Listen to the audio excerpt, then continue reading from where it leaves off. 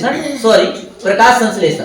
फिर अब देखेंगे क्या हम पादप कार्य, क्या देखेंगे पादप कार्य। और पादप कार्य की एक कृषि विज्ञान विषय का खंड सा है और इसमें हम देखेंगे पादप कार्य की अध्याय 11 और अध्याय 11 में हम पढ़ने वाले हैं विसरण, परासरण, प्रकाश संश्लेषण, श्वसन और इसके बाद में देखेंगे पौधों में वृद्धि और पादप हार्मोन। इन सब के हम बहुविकल्पीय प्रश्न देखेंगे। ठीक है, क्या देखेंगे अभी बहुविकल्पीय प्रश्न। जब इसकी सेकंड क्लास आएगी तब हम इसके प्रश्न उत्तर को सॉल्व करेंगे। तो देखिए पहले हमारे सामने प्रश्न में क्या दिया हुआ है,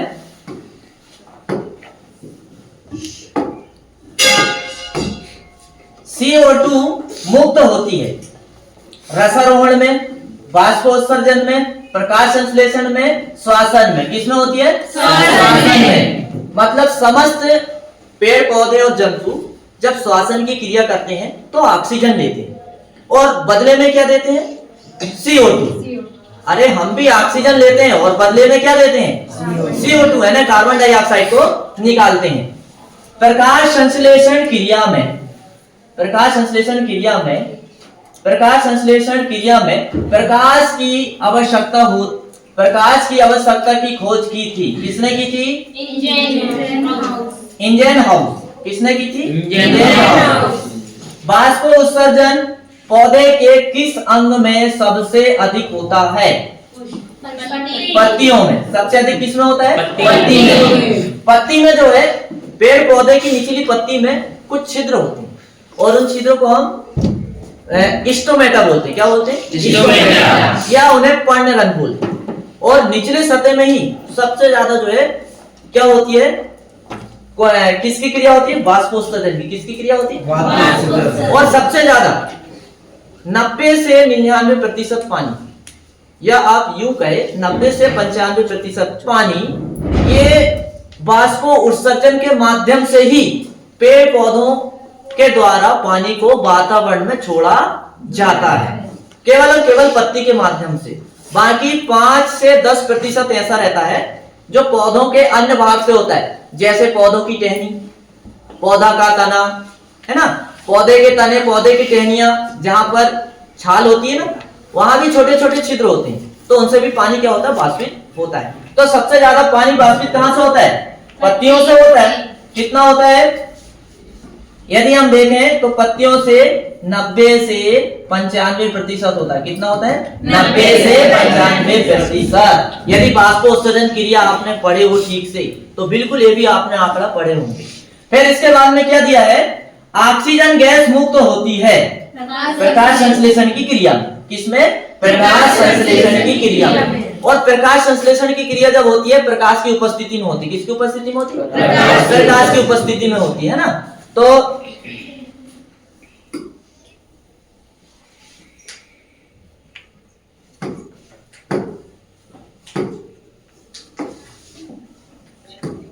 अब अगला क्या है? पौधों की वृद्धि नापने का यंत्र है ऑक्सेनोमीटर। क्या है? ऑक्सेनोमीटर। पौधे की जो वृद्धि नापने वाला एक यंत्र है ऑक्सेनोमीटर है। इसके बाद में थर्मामीटर से ताप नापा जाता है, पोटोमीटर से बाष्प उत्सर्जन नापा जाता है और हाइग्रोमीटर से वायुमंडलीय आर्द्रता नापी जाती है। ये जो तीनों जो है आपको ये मिले होंगे अभी जो है ना कृषि मौसम विज्ञान अध्याय 5 में, तो ये यंत्र के बारे में आपको जरूर मिला होगा। फिर इसके बाद में हम क्या देखेंगे? ग्लाइकोलाइसिस की क्रियाएं होती है। ग्लाइकोलाइसिस की क्रियाएं होती है किसमें होती है? कोशिका द्रव में। किसमें होती है? कोशिका द्रव में। अब हम क्या देखेंगे? रिक्त स्थान। क्या देखेंगे? रिक्त स्थान। तो रिक्त स्थान में जो है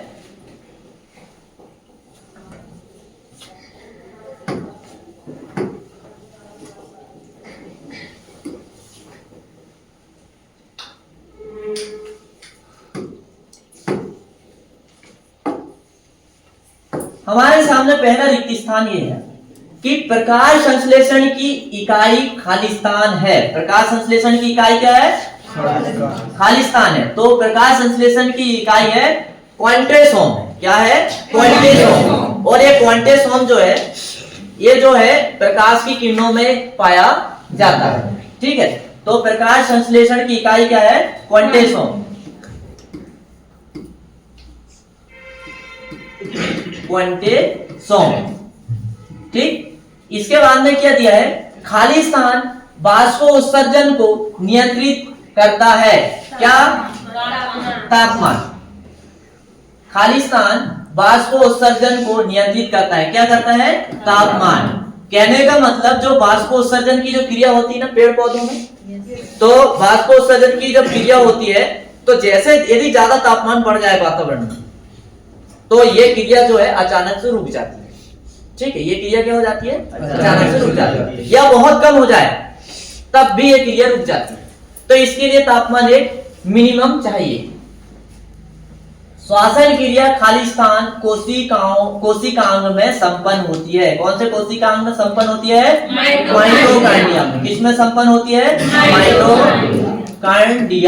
माइटोकांड्रिया में श्वसन की क्रिया संपन्न होती है।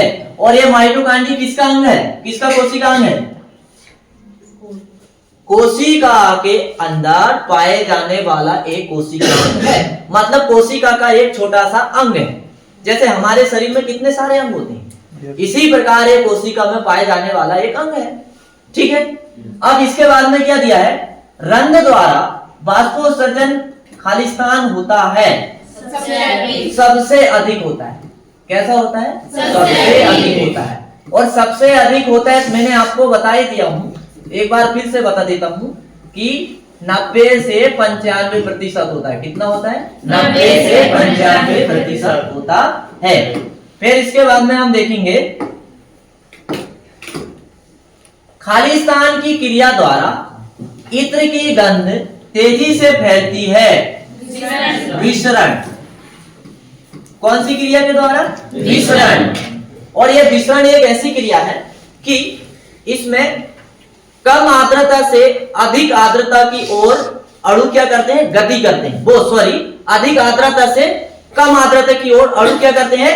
गति करते हैं। यही देखे थे ना। और ये क्रिया होती है ठोस, द्रव और गैस में, तीनों में होती है क्रिया। तो ये भी आपको बताए होंगे कभी कि यदि हम कमरे में एक किनारे पे यदि इत्र की बोतल खोल के रख दें तो कुछ ही समय बाद हम देखेंगे कि वो इत्र की बोतल के अंदर का जो इत्र है पूरे कमरे में फैल जाता है। ऐसा क्या होता है कि जब इत्र की बोतल पैक रहती है तो उसमें इत्र की सांद्रता ज्यादा होती है कि नहीं? yes, और कमरे में सांद्रता एकदम इत्र की कैसी रहती है? शून्य रहती है या कम रहती है। जैसे आप ढक्कन खोलो तो वो क्या काम करता है? इत्र जो है अधिक सांद्रता से कम सांद्रता की ओर गति करता है। तो बोतल में ज्यादा सांद्रता रहती है तो वो उड़ के क्या है पूरे वातावरण में, कमरे में कम सांद्रता की ओर गति कर और ये क्रिया तब तक चलती रहती है जब तक कि वातावरण में इत्र की मात्रा और शीशी में इत्र की मात्रा दोनों में अणुओं का जो लेवल समान ना हो जाए, तब तक ये क्रिया चलती रहती है। ऐसा हमने पढ़ा है। कैल्स चक्र की क्रियाएं खाली स्थान में संपन्न होती है। किसमें होती है?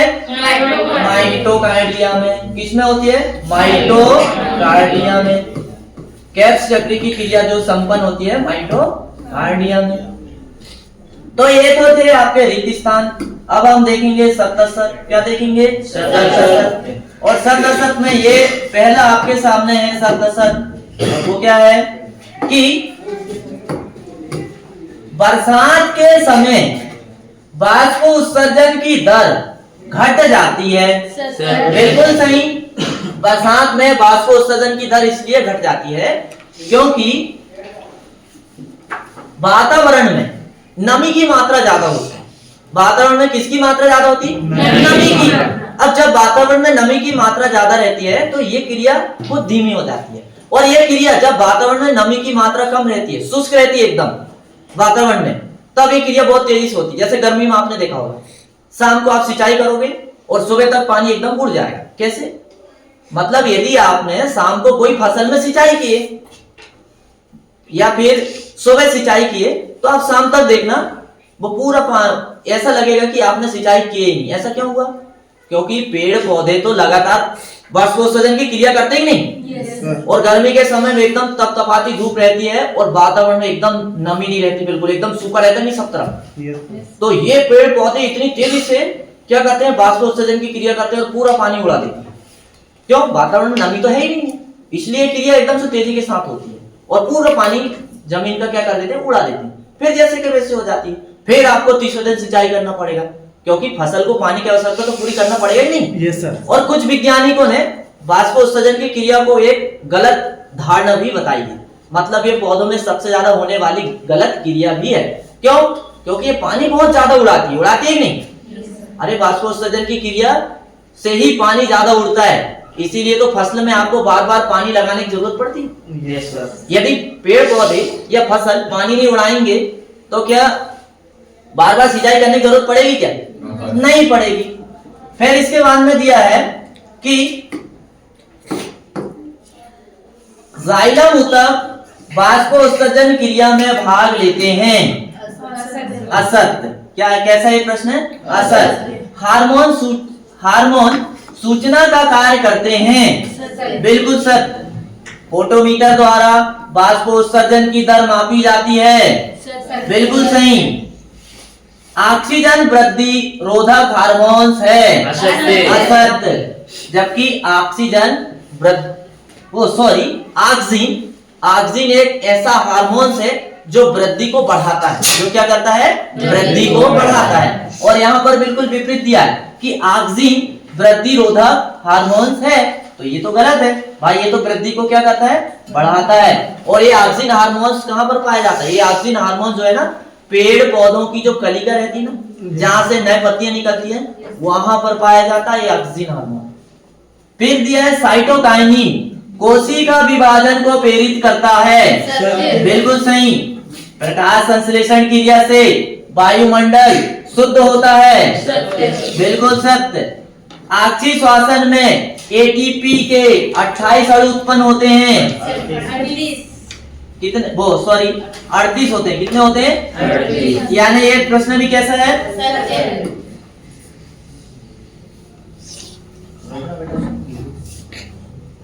देखेंगे सही जोड़ी बनाइए। तो सही जोड़ी बनाइए में हमारे सामने जो है पहला प्रश्न है, और वो क्या है? CO2 और जल। CO2 और जल किसमें आवश्यक होते हैं? ऑक्सी श्वसन में। किसमें आवश्यक होते हैं? ऑक्सी श्वसन में। ऑक्सी श्वसन है ना।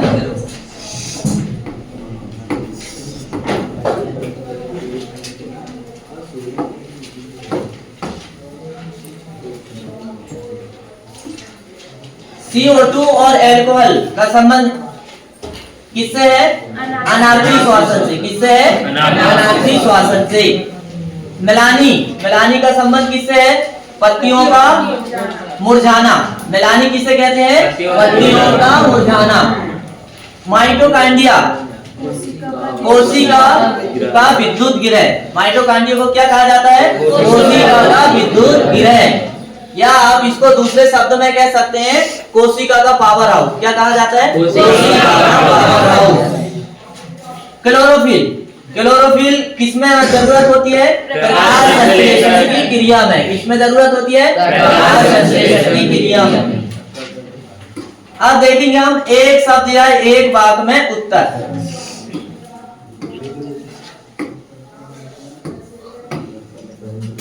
प्रकाश संश्लेषण से, ध्यान से सुनो पीछे, प्रकाश संश्लेषण से पौधों में तैयार होने वाले प्रमुख उत्पाद का नाम बताइए। क्या क्या उत्पाद बनते हैं प्रकाश संश्लेषण की क्रिया में? शर्करा, कार्बोहाइड्रेट।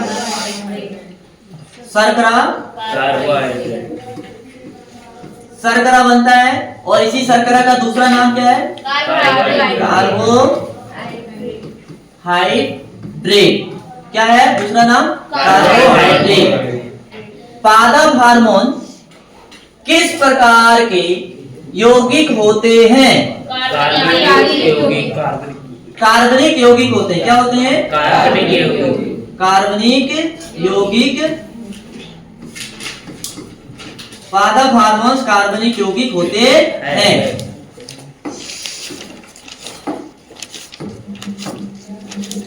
इत्र की शीशी से सुगंध का फैलना किस क्रिया का उदाहरण है?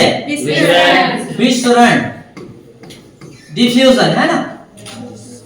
फिर इसके बाद में परासरण की क्रिया किस अवस्था में होती है? द्रवावस्था में। किस अवस्था में होती है? द्रवावस्था में। द्रव अवस्था में परासरण की क्रिया द्रव अवस्था में होती है। वे पदार्थ जो बाष्प उत्सर्जन का अवरोध करते हैं क्या कहलाते हैं? Anti transparent. क्या कहलाते हैं? Anti transparent.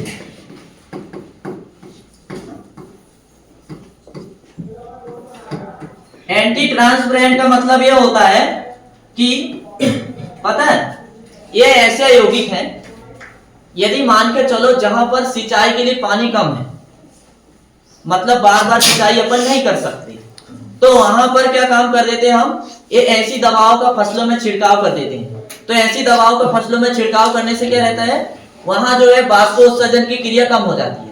किसमें हो जाती है?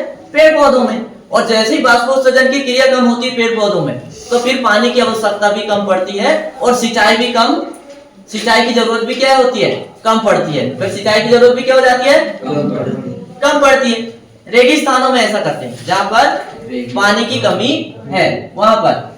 और ऐसे पदार्थ जिनको हम बाष्पोत्सर्जन की क्रिया रोकने के लिए उपयोग करते हैं उनको हम क्या कहते हैं? एंटी ट्रांसपेरेंट कहते हैं। क्या कहते हैं? Anti transparent. है ना। जैसे रसायन वो एट्राजीन है, एट्राजीन भी एक एंटी ट्रांसपेरेंट है, लेकिन एट्राजीन का उपयोग हम किस रूप में करते हैं?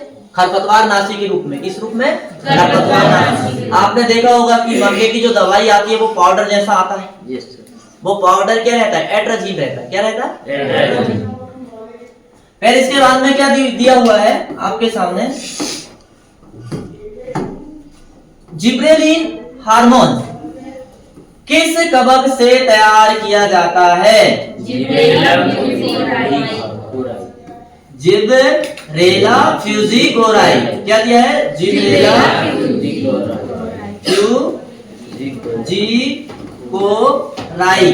जिब्रेला फ्यूजिकोराई ये एक कवक है, फफूंद है।